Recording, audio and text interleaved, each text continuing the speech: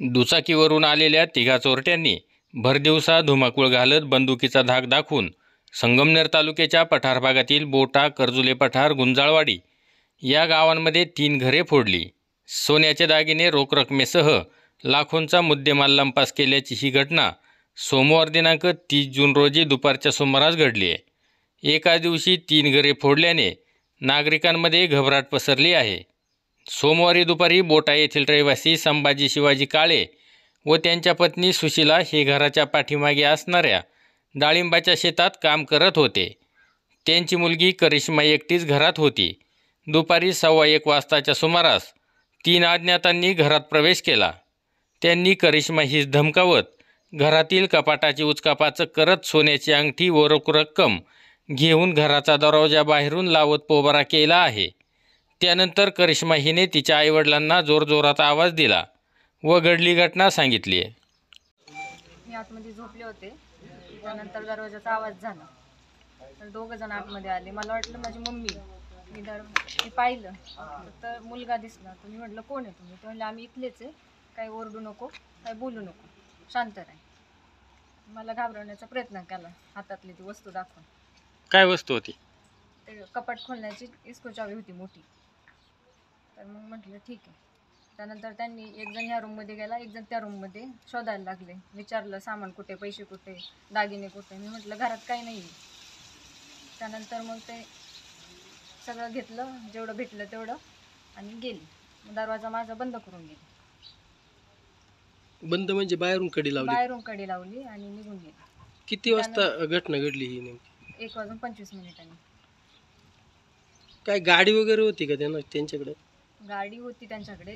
3 जण होते. एक जण बाहेर थांबला होता, 2 आतमध्ये होते. घराचा दरवाजा लावला आणि मग तू कशी बाहेर आली? काय नाही, त्यांनी ओढून घेतला दरवाजा आणि त्यानंतर ते निघून गेले. तर मी खिडकी उघडली. पप्पाने त्यांना आवाज दिला आत्याला. तर आत्याने पाहिले त्यांना बाईकवर जाताना 3 जणांना.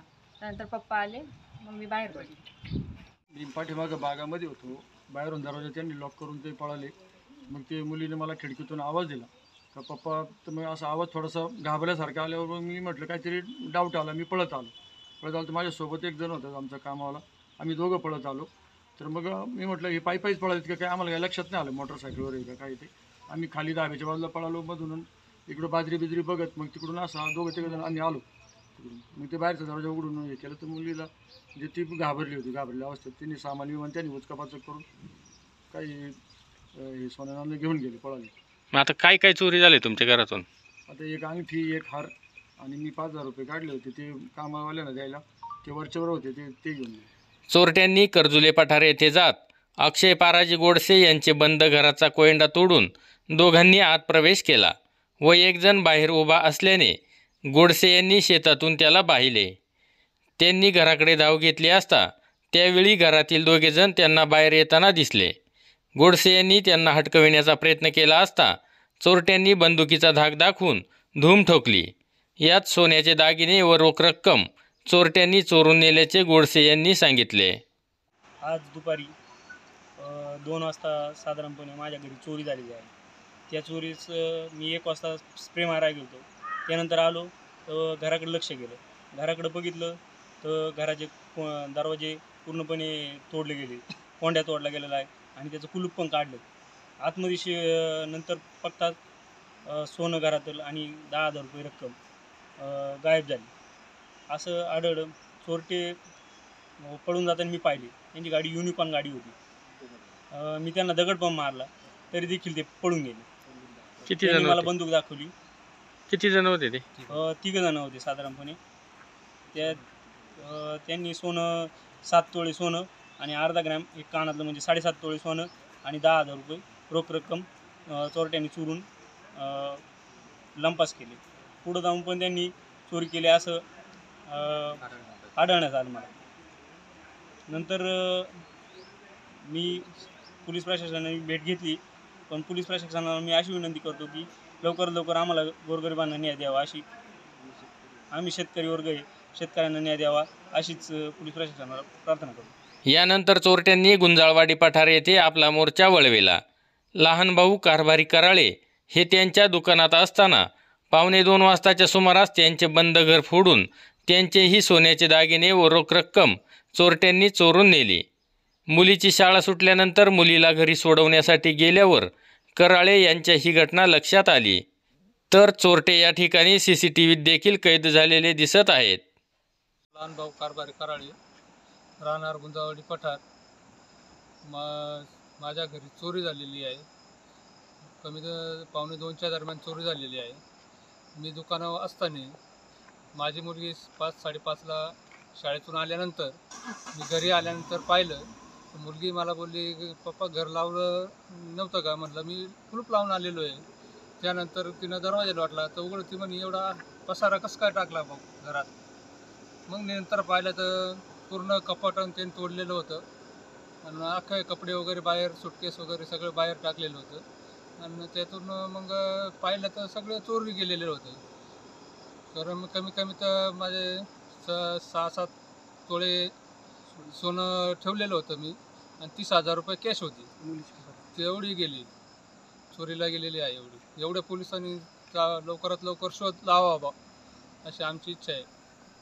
या प्रकरणी घारगाव पोलिसांनी चोरीच्या घटनेची माहिती मिळताच घारगाव पोलीस ठाण्याचे सहाय्यक पोलीस निरीक्षक हेमंत थोरात यांसह पोलीस कॉन्स्टेबल प्रमोद गाडेकर, सुभाष बोडके, नारायण ढोकरे यांनी बोटा व करजुले पठार या ठिकाणी जाऊन घटनेची माहिती घेतली. भरदिवसा काही मिनिटांच्या वेळेत एकामागून एक 3 घटना घडल्याने पोलिसांची चांगलीच धावपळ झाली होती. या प्रकरणी घारगाव पोलीस ठाण्यात रात्री उशिरापर्यंत गुन्हा नोंदवून घेण्याचे काम सुरू होते. दरम्यान घारगाव पोलीस ठाण्याच्या हद्दीत यापूर्वी अनेक चोऱ्या झालेल्या आहेत, परंतु बहुतांश चोऱ्यांचा तपास लागलेला नाही. मी पूजा सोनवणे, शिवसेना जिल्हा अध्यक्ष, अनुसूचित जाती जमाती विभाग, अहिल्यानगर. आज 30/6/2024 रोजी बोटा इथे तळपेवाडी या ठिकाणी दिवसाढवळ्या चोरी झालेली आहे. बोटा भागात जवळपास आठवड्याभरात ही 3री-4थी चोरी आहे. अनेक कंप्लेंट नोंदवल्या गेल्या घारगाव पोलीस स्टेशन म्हणा किंवा इतर ठिकाणी. संगमनेरपर्यंत तक्रारी गेल्या, डॉग स्क्वॉड आलं, ठसे घेऊन गेले, काय असतील ते मुद्देमाल किती गेलाय काय सगळ्या चौकशा करून आत्तापर्यंत पोलीस स्टेशन माहिती घेऊन गेले. पण आज तागायात अजूनही कुठल्याही चोराचा तपास झालेला नाही आहे. पठार भागात वाढत्या चोऱ्या लक्षात घेता आपलं पोलीस प्रशासन कुठेतरी कमी पडतंय असं भासायला लागलंय. कारण की दिवसाढवळ्या जर का चोऱ्या व्हायला लागल्या दुपारी 1-1:30च्या सुमारास, तर इथल्या महिला वर्गाने आणि शेतकरी बंधूंनी करायचं काय. एकतर असा पाऊस पडतोय, ओला दुष्काळ जाहीर होण्याची शक्यता आहे, सगळी पिकं वाहून चाललेत, नासायला लागलेत. त्यांची कष्टाची कमाई जर का हे चोर लोक अशी जर घेऊन जात असतील तर त्यांनी पोट भरायचं कसं. आणि राहिला ह्या तरुणीचा किंवा तरुण मुलींचा सेफ्टीचा विषय, तर आज ही मुलगी एकटी घरात होती, कुठलाही प्रसंग ओढवू शकत होता. मग अशा महिला वर्गांचा सेफ्टीचा विषय लक्षात घेता पोलीस प्रशासनाकडे तसं तर खूप गांभीर्याचा विषय आहे, त्यांनी ही गोष्ट लक्षात घेतली पाहिजे. आज काही होऊ शकत होतं. जे चोरटे आले जे ते तरुण होते, मारहाण करू शकत होते तिला, आज कुठलीही घटना घडू शकत होती. पण पोलीस प्रशासनाने अजूनही शांत राहिलेत. याच्या मागचं कारण काय. राहिला विषय दुसरा, अवैध जे धंदे चालतात आहेत आपल्या इकडे, ज्या समजा गुटखा खातात आहेत मुलं, वाईट मार्गाला जातात आहेत, अल्पवयीन आणि विशेषतः लक्षात घेता हे सगळे अल्पवयीन गुन्हेगार आहेत. हे सगळे चोर अल्पवयीन मुलं आहेत. जसं दीदीने आता माहिती सांगितली की 23-24 वर्षाची मुलं आहेत, ही खूप मोठी नाही आहेत. त्यांना त्यांच्या गरजा पूर्ण करण्यासाठी पैसे पुरले नाही, घरातनं पैसे भेटले नाही, तर हे वाईट वळणाला लागतात. तर आजचा तरुण वर्ग जर का असा वाईट वळणाला लागत असेल, चोऱ्यामाऱ्या करत असेल किंवा आणखीन पुढची काही गोष्टी करीत असतील, तर मग आता पठार भागाकडे लक्ष देणारं कोण राहिलंय. काय करायचं या सर्वसामान्य लोकांनी. म्हणून पोलीस प्रशासनाला विनंती आहे की तुम्ही लवकरात लवकर या सर्वच चोऱ्यांचा छडा लावावा आणि आमच्या सर्व पठार भागातल्या लोकांना न्याय मिळवून द्यावा. अवैध व्यवसाय राजरोस सुरू आहेत. नुकताच घारगाव पोलीस ठाण्याचा चार्ज सहाय्यक पोलीस निरीक्षक हेमंत थोरात यांनी स्वीकारलाय. त्यांनी स्थानिक गुन्हे शाखेत काम केल्याचा त्यांना अनुभव त्यांच्या पाठीशी आहे. त्यामुळे या चोऱ्यांचा तपास थोरात लावणार का, चोरट्यांना जेरबंद करणार का, अवैध व्यवसाय कायमस्वरूपी बंद करणार का, असे अनेक प्रश्न आता नागरिकांमधून उपस्थित केले जात आहे. नवनाथ गाडेकर, गाव पुढारी न्यूज, घारगाव.